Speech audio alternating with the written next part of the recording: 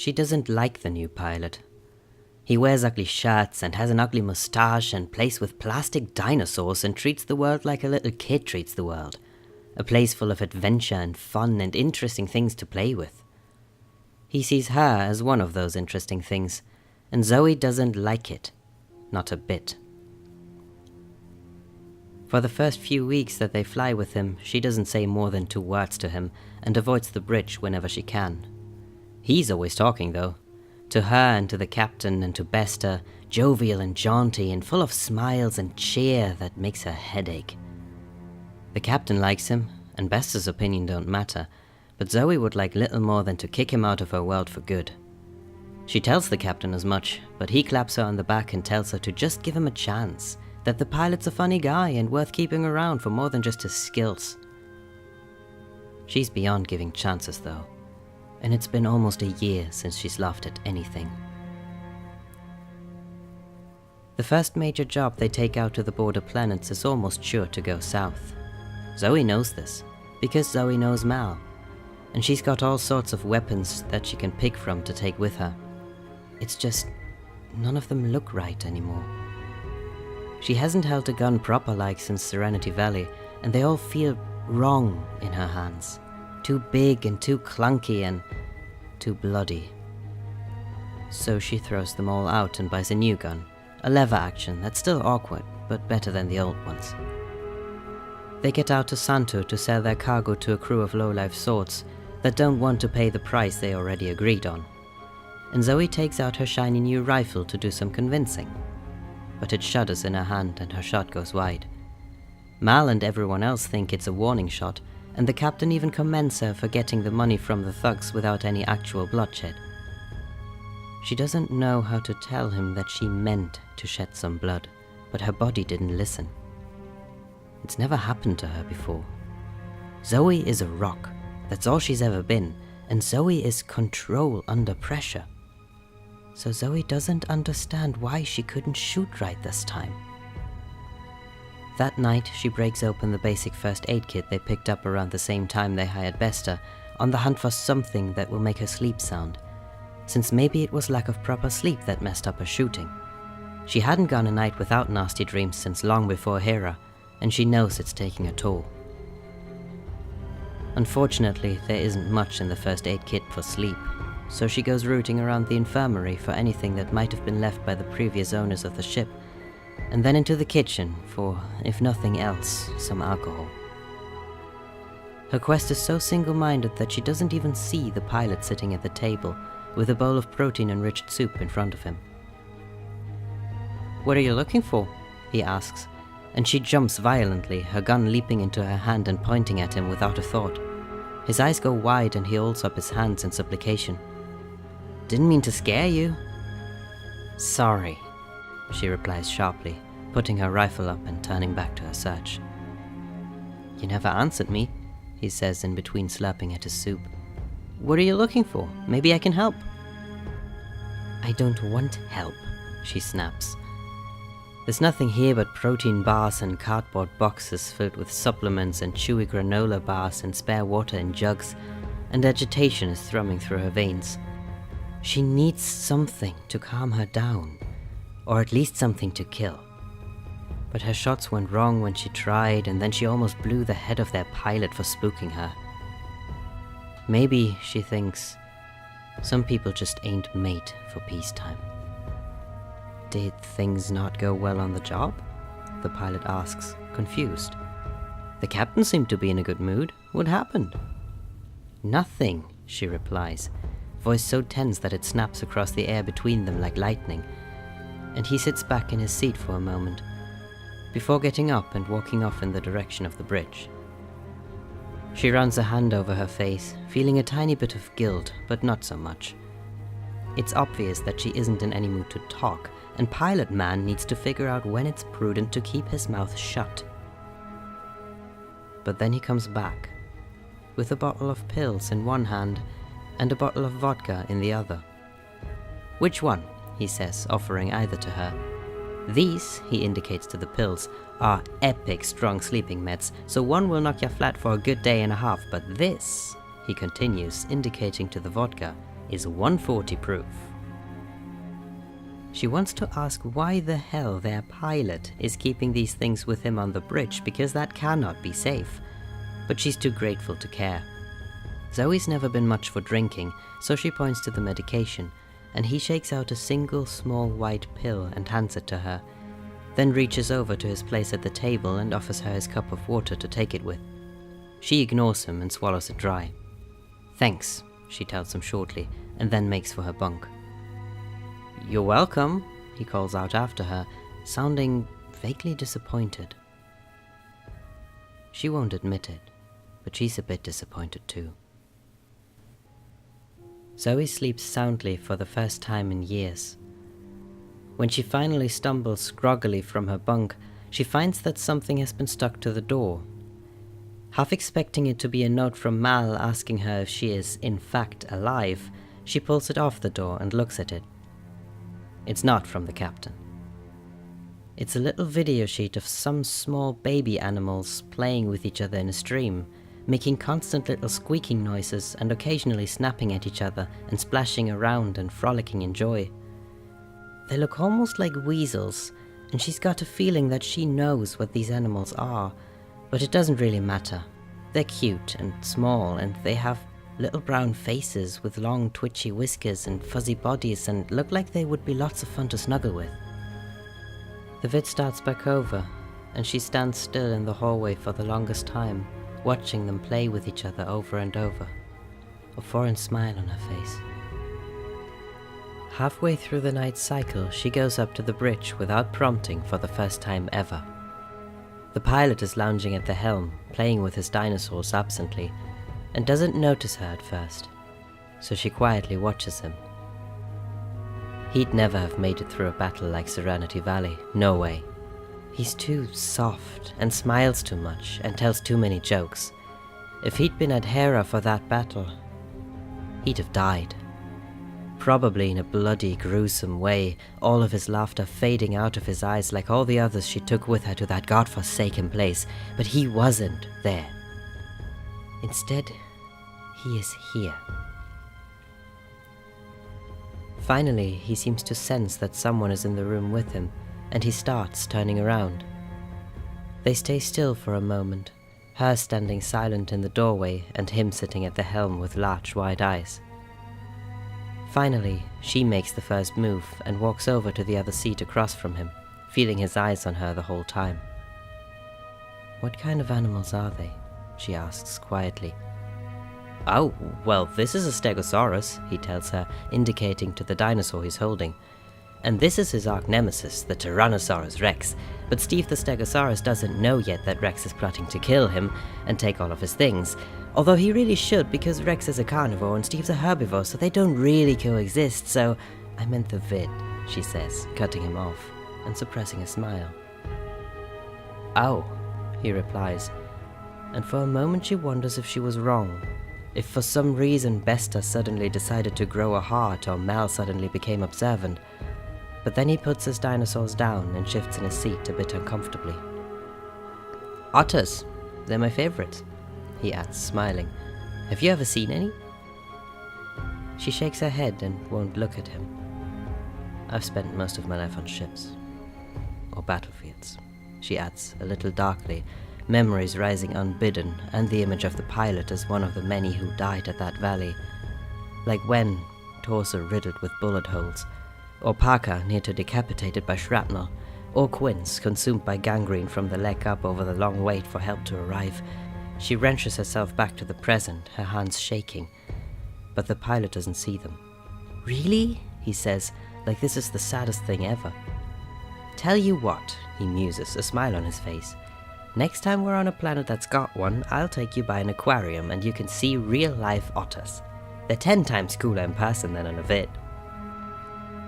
"I ain't going anywhere with that mustache," she says coolly, realizing painfully that she's joking with a pilot while all of her comrades are rotting under the dust of Hera. "You don't like my mustache?" he asks, startled and dismayed. "I always thought women liked mustaches." "It looks like a caterpillar." "I like caterpillars." Without thinking about it, she laughs. It's not much of one, but it's the first time she's laughed since landing on Hera with Mal and thousands of damned men. But the pilot doesn't know this, so he doesn't know how important it is. I don't know if we've ever actually been introduced, he says suddenly, reaching across the bridge, hand out to shake. I'm Wash. Actually, I'm Hoban Washburn, but since Hoban is just about the worst name in the whole verse, please just call me Wash. She hesitates, looking uncertainly at his hand, but shakes it anyway. I'm Zoe, she replies. He shakes her hand firmly, and she's struck by how calloused his hands actually are. She would have expected someone as soft as he is on the inside to be soft on the outside too. She is not soft, either inside or out, but he doesn't seem to care or even notice. Hello, Zoe, he says cheerfully. It's a pleasure to meet you. By the time they get around to Persephone, she suspects that he's forgotten his idle promise, but wants to go to an aquarium and see the otters anyway. And maybe some penguins too. She said they're cute. Or just some happy little fish swimming around without any concept of war, death or blood or pain or Serenity Valley. Mal doesn't want to stay long, but she convinces him to stick around for a while, because they've all been stuck on the ship for weeks now, and if she has to hear Bester's thoughts on women one more time, she'll tear his throat out through his intestines. All right, Mal says while Wash is landing the ship. We'll stay here for a day or so, stretch our legs out. Maybe I can find us a better mechanic, he adds under his breath. That would be good, Wash mutters, wincing and struggling against the turbulence. This really shouldn't be such a hard landing, I'm just saying. Just get us down in one piece, Mal replies. He always does, Zoe adds idly, and the ship lurches as Wash turns to her in blushing horror at the fact that she just complimented him. She doesn't look at him, just watches the city grow larger and larger, but she does raise an eyebrow, and he turns back to the controls without saying anything. He gets them down safe, like always, and stretches luxuriously in his chair once they're stable. What's on the agenda? He asks, to no one in particular. Get our pay from Badger, Mal replies. Maybe pick up another job if he's got one. Stock up since we're running kinda low on fuel cells and food. Zoe, I'll leave you to do that. Yes, sir, she says automatically, already planning how to shop around her trip to the aquarium. Got anything for me? Wash asks. I don't really trust Bester to do anything really, so Mal shrugs. There anything you need? Well, yeah, he replies. A vacation to a nice beach somewhere with a balmy summer, maybe some tropical wildlife. Oh, one of those little drinks that come in coconut halves? That would be nice. For the ship, Mal replies, rolling his eyes. Wash says, nothing I can't do without, except a competent mechanic, but I think we already agreed about that. Yeah, I hear you, Mal grumbles. You're free then. Zoe, come on, let's get this mess with Batcher over with. She nods shortly and goes with Mal, leaving Wash to his dinosaurs, and wonders if he remembers at all. He doesn't say anything other than a vague, bye, take care, don't get shot please, I don't want to have to find a new job. And she's a little disappointed. She'd kind of hoped that he would be looking forward to aquarium hunting as much as she is. Things with Badger run relatively smooth. It's only the second time they've contacted him, but he and Mal didn't get along when they agreed on the job, and they don't get along any better now. She doesn't say anything, just stares down the man's hired thugs and threatens them silently. Somehow, by some magic or luck, or the grace of God she gave up on somewhere back near Hera, they get out of Badger's office with the exact amount they agreed on, no more, no less. She'd expected him to demand more, just because she's got Badger pegged as an ornery bastard, but then maybe he figured it just wasn't a good time to be pushing her and Mal. After all, U-Day is coming up in just a few weeks, and tensions everywhere are still high. But she refuses to think about U-Day, or where she was a year ago, or who was alive a year ago, or where their bodies are now. Because she has a plan, and that plan involves otters, and a cheerful pilot who she's starting to like altogether too much. Zoe's spent her whole life starved of laughter, so she can't help but drink it in. When they get back to the ship, Besta is lounging sans shirt in the cargo bay and salutes them as they pass. He's been trying to catch Zoe's eye for a while now, probably out of sheer sexual frustration, and it's starting to grate on her nerves. "Sir," she hisses, feeling Besta's eyes on her legs, "we really need a new mechanic." "Ain't telling me nothing I don't already know, Zoe," Mal replies tightly, making a face. "But we ain't got the money to get anyone better." "Sir, I didn't say anything about better," she says shortly. "I don't care about better." "Don't want to fall out of the sky," he grumbles, and hands her the pouch of coin they got at Batch's. "We need the usual, you know what that is." "Of course, sir," she replies, and glances into the dining area where Wash was sitting, poking at a granola bar with a deeply mistrustful look on his face. "Wash, you with me," she says, and he looks up, pointing to himself. "I am? I thought I was free." "Well, not anymore," she replies, and marches out, a little down at the knowledge that he had forgotten. "We'll take the mule," she says behind her, not bothering to see if he got up and followed her. She thinks she knows him well enough to know that he did. "Oh boy," he says, coming up next to her, proving her right, and rubs his hands together. "Can I drive?" She looks at him. He grins. Okay, fine. So," he adds, leaning against the stairwell as she brings the crane holding the mule to the ground. "Shopping. This should be fun." "You're going shopping?" Besta asks, barging unwanted into the conversation. Wash blinks at him. "No," he replies coolly. "We're going to load the mule up with presents for the good girls and boys of Persephone, and then travel around when it gets dark, sneaking into people's houses through their chimneys and leave the presents underneath their trees." Besta sneers at him and then glances at Zoe. "Can I come?" he says, smiling a little slimy-like. "Sure," she answers, and notices Wash's face fall slightly. "Just get me the secondary grav boot from the engine, it needs replacing." "Awesome," Besta says, leering, then smacks at Wash. She ignores both of them and preps the mule. As soon as Besta is gone, she climbs in and then looks at Wash expectantly. "You coming?" He grins. "We're leaving him?" She raises an eyebrow. "You honestly thought I'd drag him along?" "You know," he replies, climbing in next to her, "I sincerely hoped not, but you had me going for a minute there." She snorts and drives the clunky mule out of the cargo bay and into the bright sunlight. It's about 10:30 local time, which means they'll have enough time to go to the aquarium, get lunch, and get all the shopping done in the afternoon. A perfect day as they come, in Zoe's opinion. Wash doesn't start to get confused until he realizes that they're not in the shopping district. Zoe? Where are we going?" "Don't tell me you forgot," she says, and doesn't elaborate. "Forgot what? What did I forget?" he asks, and then they pass a sign with a picture of a giant shark on it, and he remembers. "The aquarium! Wow, I didn't think you actually wanted to go." "What can I say?" she replies. "You sold me on otters." His grin is so luminous she can feel it. "Ah, this'll be great! You can also see the penguins and the alligators and the freaky eels and ooh, I wonder if they've got seals at this aquarium." He continues to babble excitedly all the way there, and she can't help but smile at him. He's just so happy about this aquarium, and, well, it's hard to be down around a guy like Wash.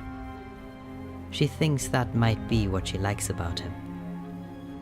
They pull into a parking garage that's blessedly toll-free, although that means that they have to park on the 7th level and hike through crowds to get to the aquarium, but Zoe doesn't mind. Wash laments the long, slightly warm walk, but she thinks he's just blowing hot air. "You like animals?" he asks her as they make their way up a wide staircase to the aquarium entrance. She shrugs. "Don't know much about him," she replies evenly. "Never had a cause to learn."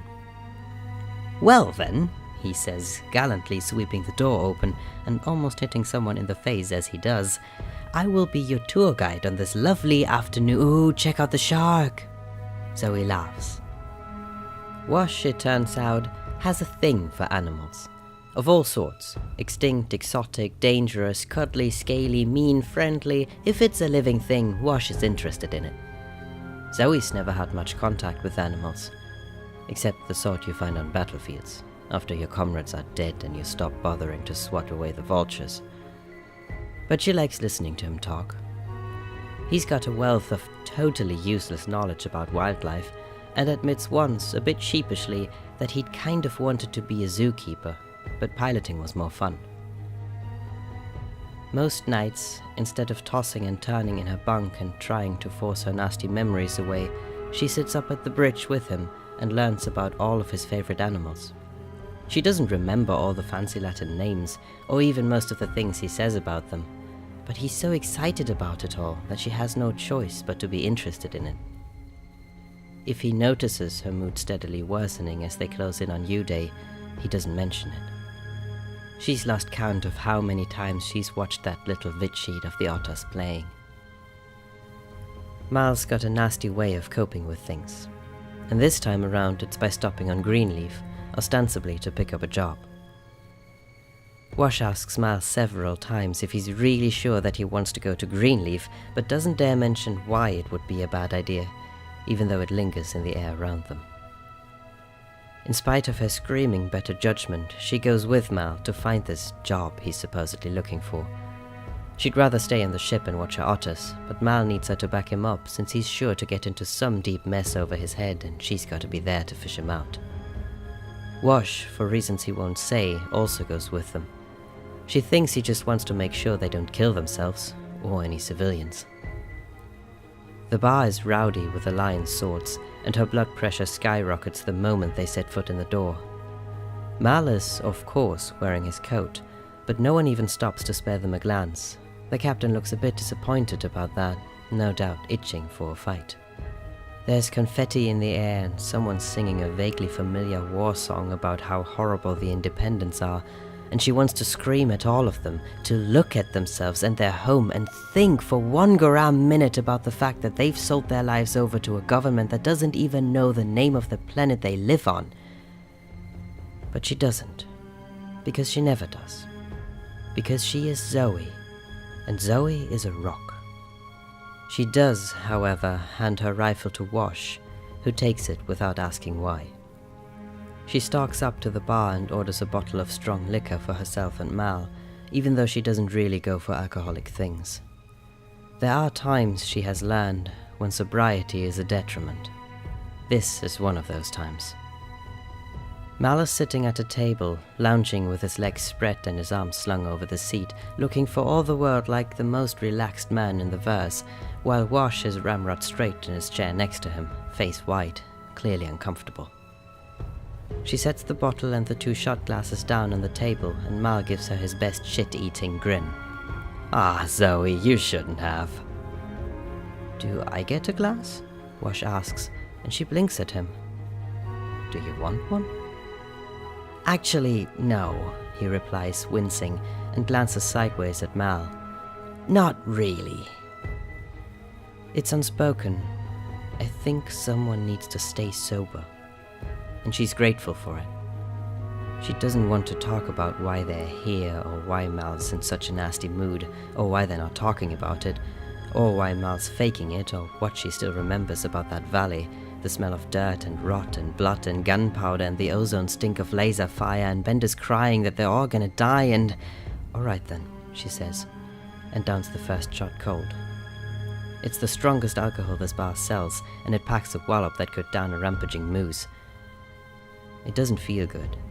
In fact, all she feels is nauseous. "To you, Day!" Mal cries, toasting her empty glass, and shoots her a grin that looks more like a snarl. "And to the Alliance." She looks at him and remembers. "To the 57th, she says quietly. Mal's expression flickers and he knocks back his shot without another word, then pours a second and downs it in one gulp too. "So," Mal starts, and Zoe suppresses a wince. "Where were you this time last year, Wash?" "Don't matter," Zoe replies, oddly defensive. But Wash answers anyway. "Supply," he says. "Officially unaffiliated with either side. I mostly ran medic runs, so it didn't matter either way."